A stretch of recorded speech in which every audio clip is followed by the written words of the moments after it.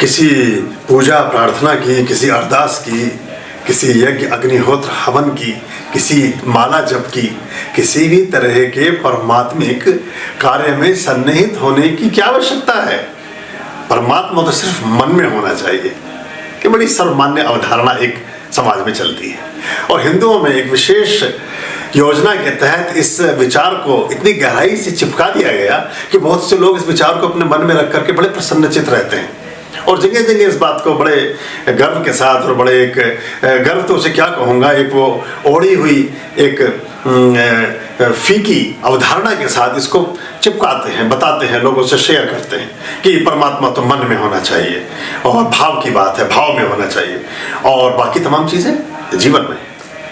बड़ी गाड़ी घर के पोर्च में, सोने की अशर्फियाँ, सोने के बिस्किट्स आपके लॉकर में, पैसे आपकी जेब में और बैंक बैलेंस आपके बैंक में और बड़ा बंगला आपके अपनी रजिस्ट्री में चढ़ा हुआ आपके नाम पर और गहने आपकी पत्नी पहने और बड़े से बड़े होटल्स में आप जाके सुस्वाद से भोजन करें। ये सब मूर्त रूप में होना चाहिए और परमात्मा सिर्फ भाव में होना चाहिए, परमात्मा सिर्फ विचार में होना चाहिए, सिर्फ मन अच्छा होना चाहिए। ये सब कहानियां हैं और ये विधर्मियों द्वारा ऐसी चिपकाई गई। अपना तो वो 5 टाइम 2 टाइम साप्ताहिक अपने पूरी क्रियाएं सब पूरे धर्म के लोग करते हैं। आप एक समय भी ना कर पाए, साप्ताहिक यज्ञ भी ना कर सकें, आप सप्ताह में एक बार कोई काम भी ना कर सकें, आप पूर्णिमा और अमावस्या के अपना अनुष्ठान भी ना कर सकें, इसके लिए आपको नई नई कहानियां समझा करके दिग्भ्रमित कर दिया गया। और बहुत से लोग जिन्होंने कुछ भी नहीं करना था, जब मन हमारा एस्केपिंग करता है, मन हमारा बहानेबाज है, मन हमारा बहुत सारी तरकीबें खोजता है कुछ भी ना करने के लिए, तो मन को इससे सुविधा हो जाती है और फिर हम उस तरह की जीवन शैली को अपनाने की कोशिश करते हैं।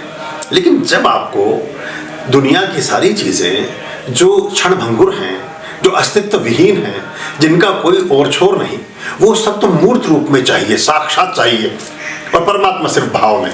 तो भाव में रखिए ना कि मर्सिडीज खड़ी है घर में, भाव में रखिए ना कि मेरे बैंक में रखे हैं 2 करोड़ रुपए, भाव में रखिए ना कि मेरी जो पत्नी है, मेरे परिवार की जो कोई स्त्रियां हैं वो पहने घूम रही हैं 10 तोला सोना, और भाव में रखिए कि मैं बहुत बड़े पद पर बैठा हूँ, किसी कंपनी में बहुत बड़ा CEO हूँ या कहीं का वाइस प्रेसिडेंट या प्रेसिडेंट हूँ या मैं कहीं का हेड हूँ किसी जगह का और मेरे पास बहुत बड़ा मकान है और बहुत सारे नौकर चाकर, सब भाव में रखिए ना।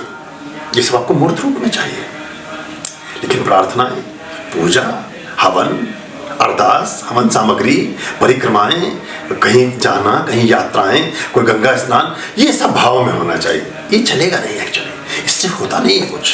और ये जिन लोगों ने ऐसे विचारों को ओढ़ लिया है, जिन लोगों ने ऐसे विचारों को स्वीकार कर लिया है, उन्हीं का जीवन डिप्रेस्ड है, वही अवसाद में है, वही दुख में है, वही अभाव में है, वही परेशानी में है।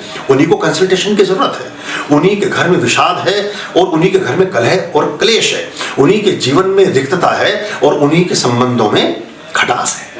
तो अगर आप चाहते हैं कि आपका जीवन माधुर्य से युक्त हो, परमात्मिक प्रसादों से युक्त हो, तो आपको कृत्य की तरफ आना पड़ेगा।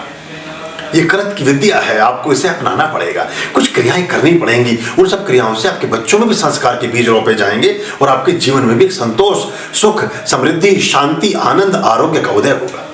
आपका जीवन सुख में हो, शांति में हो, आनंद में हो, आरोग्य में हो, प्रभुमय हो, परमात्मा में हो और गुरुता की कृपाओं से परिपूर्ण हो, ऐसी हमारी आत्मिक अभिलाषा है। ओम नमः शिवाय। ओम स्वस्ति अस्तु।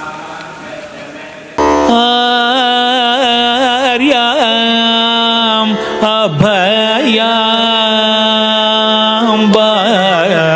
भज रे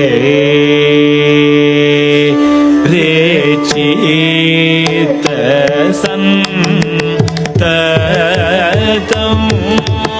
आर्याम अभयाम भज रे